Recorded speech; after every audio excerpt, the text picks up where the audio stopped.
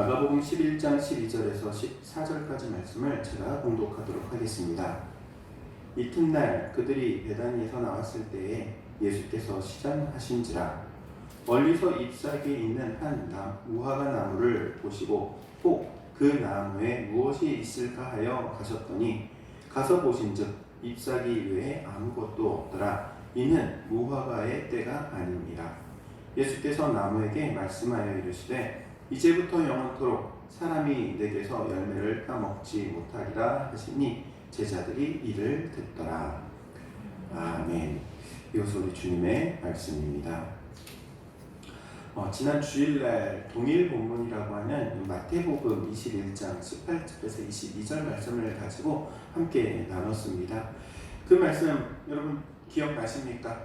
예수님께서 제자들에게 주신 세 가지 교훈. 첫 번째, 말하는 대로 이루어진다. 말하는 대로 이루어진다. 그래서 우리는 항상 믿음의 말, 긍정의 말, 칭찬의 말을 해야 합니다. 말 한마디로 천냥빚을 갚는다라는 말도 있었죠. 그리고 칭찬은 고래도 춤추게 한다. 두 번째 교훈은 무엇입니까? 기도하는 대로 이루어진다는 것이죠. 기도는 만사입니다. 기도는 하나님께서 또한 응답하시기에 능력이 있는 겁니다. 그리고 기도 자체를 하나님께서 기뻐하시기에 우리의 기도 가운데 하나님 응답하신다고 했죠. 그리고 세 번째로는 믿음대로 이루어지는 것이죠. 여러분, 우리가 모든 일을 할 때에 믿음이 있어야 합니다. 왜냐하면 믿음이 하나님을 기쁘시게 할 수 있기 때문에 그렇습니다. 그리고 여러분, 신앙생활이라는 단어, 이 단어를 좀 생각해 본다면 우리가 단지 신앙대로 산다고 말하지 않고 신앙생활을 한다고 말하는 이유는 그 신앙에 걸맞는 삶을 살아야 하기 때문에 신앙생활이라고 하는 것이죠. 오늘은 열매에 대한 교훈을 함께 나누고자 합니다. 예수님께서 무화과 나무 근처로 오신 이유는 시장하셔서 무화과 나무의 열매를 얻기 위해서였습니다. 문제는 이 무화과 나무에 열매가 없었다는 것이죠. 이 무화과 나무, 보통 구약 성경을 보면은 무화과 나무는 이스라엘 백성들을 가리킵니다. 비유를 말할 때 무화과 나무 혹은 포도원을 이스라엘 백성들의 비유해서 또 이스라엘을 상징으로서 나타내는 나무이기도 하죠. 그래서 이 무화과 나무가 크면 클수록 이스라엘 백성의 번영함을 의미한다는 것이죠. 이 무화과 나무 잎이 무성한 가지, 이것은 이스라엘 백성 가운데 베풀어 주시는 하나님의 은혜 그리고 하나님의 축복을 의미합니다. 하나님께서 크신 은혜와 축복을 베풀어 주셔서 이스라엘 백성들이 이 번영하게 되었다는 거예요. 그리고 또한 하나님께서 베풀어 주신 그 은혜와 축복을 받아서 누리는 삶을 의미하는 것이 이 무화과 나무의 무성한 잎을 말하는 것이죠. 삶의 지경이 넓어지고 물질의 복을 받고 건강의 복을 받고 자녀의 복을 받고 이러한 복을 받는 모든 것, 이 복 자체를 가리켜서 이 무성한 무화과 나무라고 비유로 말하는 것이죠. 창세기 49장 27절 말씀에 보면은 야곱이 요셉을 축복할 때 이렇게 축복합니다. 요셉은 무성한 가지 곧 샘 곁에 무성한 가지라 이렇게 이야기합니다. 이스라엘이라는 나라는 우리나라와 다르게 물이 없죠. 아주 척박한 땅이죠. 그래서 나무 한 그루가 자라나는 거 쉬운 일이 아닙니다. 우리나라처럼 물이 많아가지고 어디든지 막 자풀이 자라나고 이러진 않습니다. 풀 한 폭이 자라나는 게 쉽지 않은 땅이 바로 이 이스라엘 땅이죠. 그런데 그곳에서 세워진 그리고 또 자라나는 나무, 이게 바로 하나님께서 주신 은혜와 축복을 상징하는 것이죠. 그렇다면 이렇게 은혜를 주시고 축복하시는 이유가 있습니다. 도대체 왜 이렇게 은혜를 주시고 축복해 주시는 것일까요? 그것은 바로 열매를 기대하시기 때문입니다. 열매를 맺지 못한 무화과 나무, 하나님과의 관계에서 신실하지 못한 이스라엘 백성들을 의미합니다. 하나님께서 축복하셨는데 그 축복에 합당한 열매를 맺지 못한 것, 그게 바로 열매 없는 무화과 나무인 것이죠. 무화과 나무에 달려있는 것이 잎사귀뿐이었습니다. 복되고 형통한 삶을 허락해 주셨는데 하나님께서 주신 은혜와 복을 나누지 않고 홀로 즐깁니다. 혼자 그것을 독차지하는 모습입니다. 하나님의 축복을 자신이 가지고 오직 자신만 누리는데 사용하고 있는 것이 이 잎만 무성한 무화과 나무의 모습인 것이죠. 열매를 맺어야 하는데 열매를 맺는 곳에 힘을 쓰지 않습니다. 여러분, 농부가 무화과 나무의 열매를 얻기 위해서 땀 흘려 수고합니다. 벌레도 잡아주고 거름도 뿌려주고 애지중지하면서 관리해주죠. 관리하는 가장 큰 이유가 그 나무로부터 열매를 얻기 위해서이죠. 농부의 마음은 열매를 얻고자 하는 마음입니다. 그런데 이 무화과 나무가 열매를 맺기는커녕 이파리만 무성합니다. 도무지 열매를 맺으려고 하지 않습니다. 이러면 농부의 마음이 아픈 것이죠. 하나님께서 이스라엘 백성들을 향하여서 끊임없이 책망하는 것 중에 하나가 바로 이것입니다. 하나님께서 복과 은혜를 주시는데 그 복과 은혜를 혼자 누리고 독차지하는 것이죠. 홀로 영광을 모든 것을 나누지 않고 혼자 가지고 있는 모습, 이것이 보면은 어떻게 보면 이 이파리만 무성한 무화과 나무의 모습이라고 말할 수 있는 것이죠. 여기에서 우리는 한번 생각해 봐야 할 게 있습니다. 그럼 과연 우리는 어떤 열매를 맺어가고 있느냐?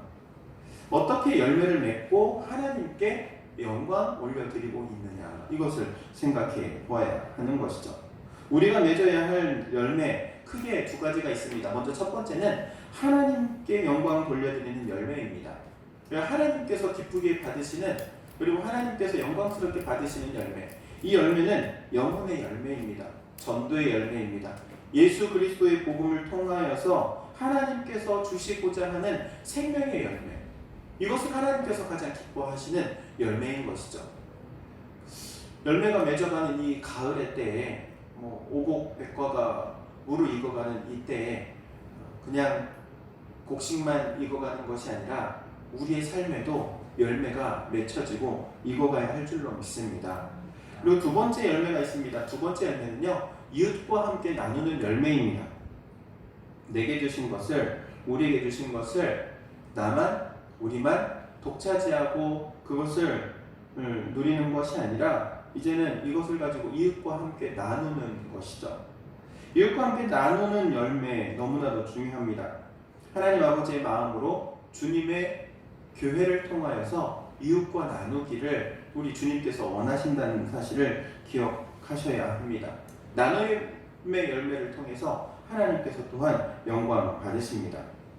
물론 이 외에도 우리가 맺어야 할 수많은 열매들이 있죠. 믿음의 열매도 있고 성령의 열매, 많은 열매들이 있습니다. 입술의 열매, 이 모든 열매들 우리가 맺어가야 할 줄로 믿습니다. 열매를 보고 하나님께서는 나무를 판단하신다고 말씀하십니다. 열매를 보고 나무를 판단하신대요. 이 사람이 어떤 열매를 맺는가를 보고 이 사람이 어떤 사람인지를 판단하시겠다는 거예요. 성령의 열매를 맺으면 성령의 사람으로 인정하신다는 거예요. 내가 그냥 교회를 다닌다고 해서 신앙인으로 받으시는 것이 아니라 그 신앙 모습 가운데 열매를 맺어야지만이 그 사람을 온전한 신앙인이라고 인정하신다는 이야기인 것이죠. 사랑하는 우리 당일교회 성도 여러분, 여러분의 삶에 아름다운 열매를 맺을 수 있기를 주의 이름으로 축복합니다. 저는 시골에서 얼마 안 살아봐가지고 나무를 봐도 잘 몰라요. 이게 무슨 나무인지. 열매를 맺었는데도 잘 모르겠더라고요. 엊그저께 화흥교회를 잠깐 다녀올 일이 있어가지고 화흥교회를 갔더니 그 앞에 열매가 맺어 있는데 꼭 귤같이 생겼어요. 그래가지고 목사님 저거 귤이죠? 그랬더니 목사님이 유자예요 그러더라고요. 열매를 봐도 무슨 나무인지 잘 모르겠더라고요. 근데 우리 하나님은 아시는 줄로 믿습니다. 열매를 보고 판단하신대요. 이게 유자나무인지 귤나무인지 사과나무인지 배나무인지 감나무인지. 우리 당일교회 하나님께서 기뻐하시는 열매 맺는 교회가 되기를 주의 이름으로 축원드립니다. 이파리만 무성한 이 무화과 나무, 우리 예수님께서 기뻐하지 않으시죠?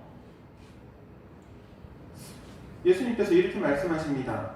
14절 말씀 제가 다시 한번 읽도록 하겠습니다. 예수께서 나무에게 말씀하여 이르시되 이제부터 영원토록 사람이 내게서 열매를 따먹지 못하리라. 이렇게 말씀하십니다. 이제부터 영원토록 열매를 딸 수 없다는 말이 무엇입니까? 이제 너는 끝이다. 끝장났다는 거죠. 여기에 세 가지 의미가 있습니다. 먼저 첫 번째, 이제부터 영원토록 이랍니다. 이제부터 영원토록, 이제 때가 끝났다는 거예요. 우리는 보통 크로노스, 카이로스, 시간을 흘러가는 시간 가운데 하나님께서 특별히 어느 때 역사하신다 이렇게 보통 이야기합니다. 그런데 지금 예수님께서는 이제는 더 이상 때가 없어. 너에게 특별한 때는 임하지 않아. 그걸로 끝이야. 라고 말씀하시는 거예요. 이제부터 영원토록. 왜 이렇게 말씀하실까요? 주님께서 원하실 때 열매 맺어야 합니다. 주님께서 보시는데 열매가 있을까 하여 바라보셨는데 열매가 없는 거예요.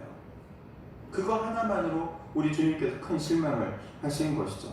그런데 나무 입장을 한번 생각해봐요. 나무 입장에서는요, 이렇게 생각할 수 있어요. 아니, 조금 더 상황이 좋아지면 열매 맺을 텐데 하나님 왜 그때를 못 기다립니까? 이렇게 말할 수도 있겠죠. 아니면 이번 일만 되면 내가 이제 열매 맺을 건데 뭐 이렇게 조급해 하십니까? 이렇게도 말할 수 있겠죠.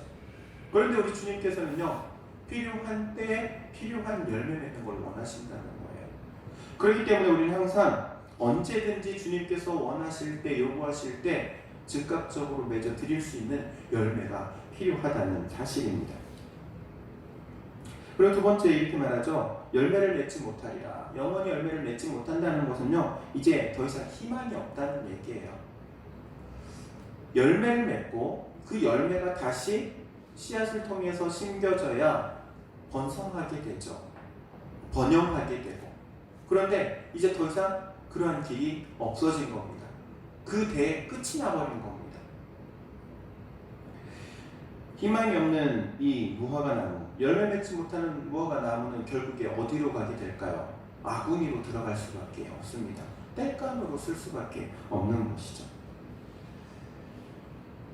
이 예수님께서 말씀하신 이 나무, 그런데 놀라운 것은 예수님께서 이렇게 말씀하시고 그 다음 날이 되어서 보니까는 뿌리부터 말라 죽어버린 겁니다.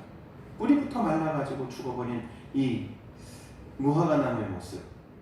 뿌리부터 말랐다는 것은요, 뿌리가 토양 가운데 단단하게 지지할 뿐만 아니라 양분도 빨아들이는 역할을 하는데, 뿌리가 말랐다는 것은 이 두 가지 역할을 못한다는 거예요. 땅에 지지할 수도 없고 양분을 빨아들일 수도 없고, 어떻게 보면 근본적인 믿음이 없어졌다는 얘기라고도 말할 수 있어요. 믿음이 없어진 거예요. 여러분, 우리는 신앙생활할 때 가장 중요한 건 믿음이 있어야 합니다. 그리고 이 믿음은 하나님의 말씀이라는 토양 가운데 심겨져 있어야 하고, 하나님의 말씀으로부터 영양분을 공급받아야 하는 것이죠. 이게 믿음인데 이 믿음이 말라 죽어버린 겁니다. 믿음이 죽어버리면 모든 것이 끝입니다. 사랑하는 우리 다인교회 성도 여러분, 믿음을 지킬 수 있어야 합니다. 믿음을 지키시기를 주의 이름으로 축원합니다. 누가복음 13장에 보면 예수님께서 한 가지 비유의 이야기를 하세요. 어떤 비유의 이야기를 하시냐면은 과수원지기에게 주인이 와가지고 과수원을 둘러보면서, 과수원에 포도원이에요. 포도나무들이 가득 있는데 그 중에 무화과 나무가 한 그루가 있는 거예요. 그 무화과 나무를 애지중지하면서 잘 키웠어요. 그런데 3년이 되도록 열매를 맺지 않는 거예요. 그러니까 주인이 저거 쓸모없는 무화과 나무 저거 찍어버리고 포도나무를 심든지 해야겠다. 그러니까 포도원지기가 이 주인에게 간청하죠. 주인이요, 올해 한 번만 더 좀 봐주시죠. 제가 더 신경 써서 거름도 많이 주고 잘 관리할 테니까 올 한 해만 더 좀 봐주시죠. 이래요. 그런데 그 주인이 그러면 이번 기회, 마지막 기회로 삼아서 거름도 주고 잘 관리하는데 만약에 이번에도 열매가 없으면 찍어 내버려라. 이렇게 얘기하죠. 여러분, 열매가 없음에도 불구하고 잘 될 수 있어요.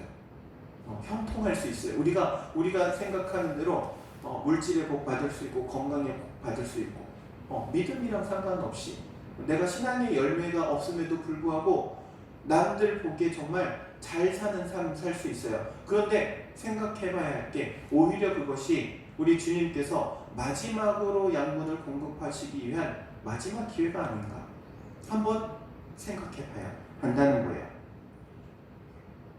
다시 오늘 본문 말씀으로 돌아가서 한번 보도록 하겠습니다. 만약에 예수님께서 무화과 나무의 열매를 딱 따라 오셨는데 무화과 나무에 열매가 있었다.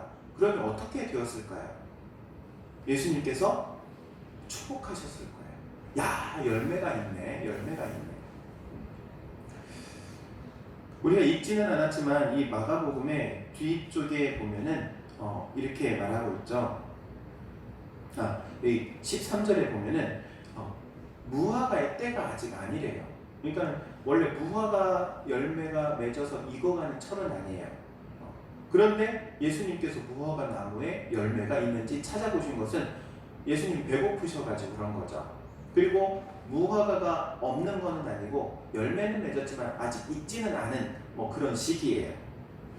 만약 이러한 때에 무화과 나무가 열매를 맺었다면 우리 주님께서 참 크게 축복하셨을 거예요. 야, 그래, 네가 열매 맺느라 힘쓰고 있구나. 열매 맺느라 힘썼구나. 야, 수고했다. 칭찬하시고 축복하셨을 거예요. 그러면 이 무화과 나무는 말라 죽지 않고 오히려 더 크게 번성했을 거예요. 우리는 보통 이런 생각합니다. 열매를 맺어서 사람들과 나누면 이거 남 좋은 일 시키는 거 아닌가? 나무 입장에서 그렇잖아요. 내가 열매를 많이 맺었어. 자기는 좋을 게 없어. 누가 좋아요? 주인만 좋지.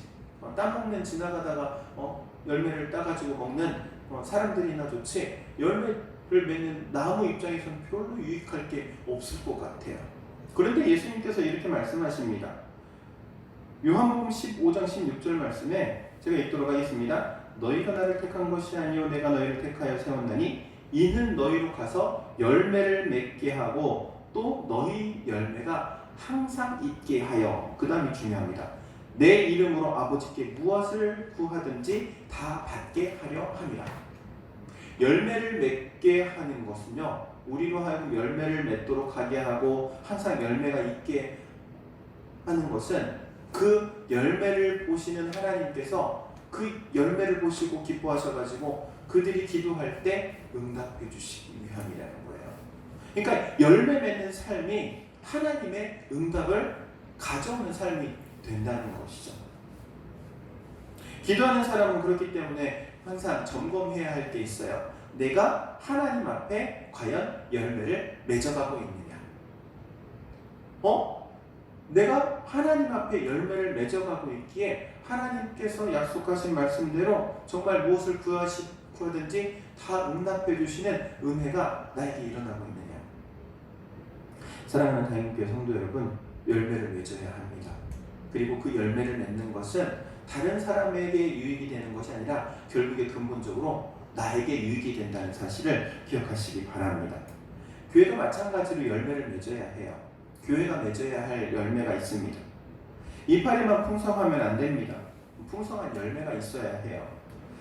교회가 맺어야 할 첫 번째 열매는요, 성도라는 열매를 맺어야 해요. 성도. 하나님의 부름받은 택한 백성. 이 백성들이 바로 교회의 열매예요. 그래서 교회는 항상 예배하는 자리가 차고 넘쳐야 할 줄로 믿습니다. 그리고 두 번째, 교회가 맺어야 할 두 번째 열매는 영혼 구원의 열매예요. 죽어가는 영혼들을 향하여서 예수 그리스도의 복음을 통하여서 주님께서 주신 마지막 지상 최고의 명령이라고 할 수 있는 이 복음 전도를 통해서 영혼의 열매를 맺는 것. 그리고 세 번째로는요, 교회가 맺어야 할 세 번째 열매는 나눔이라는 열매예요. 성도들이 헌신하여 이를 통하여 우리 주변의 이웃들, 그리고 소외된 이들, 어려움 당한 이들을 위해서 나눌 수 있는 이 열매. 주님께서 우리 당인교회를 보실 때 야, 착하고 충성된 교회구나, 열매 맺는 교회구나, 이런 칭찬받는 교회가 되기를 원합니다. 이를 위해서 우리가 한마음 한뜻되고 또한 이를 위하여서 주님 앞에 헌신함으로 열매 맺기를 주의 이름으로 축원드립니다. 기도하도록 하겠습니다. 사랑과 은혜가 충만하신 하나님, 은혜를 감사를 드립니다. 귀하고 복된 시간 허락하여 주셔서 하나님의 말씀을 함께 나눴습니다. 우리로 하여금 열매 맺게 하시는 주님, 우리가 항상 열매를 맺어 하나님께 영광 올려드리는 삶이 되게 하시고 또한 열매 맺는 삶을 통하여서 우리 주변의 이웃들에게도 덕과 또 유익함을 끼칠 수 있는 저희 모두가 되게 하옵소서. 열매 맺는 당인교회 되기를 원하오며 그리스도이신 예수님의 이름으로 기도하옵나이다. 아멘.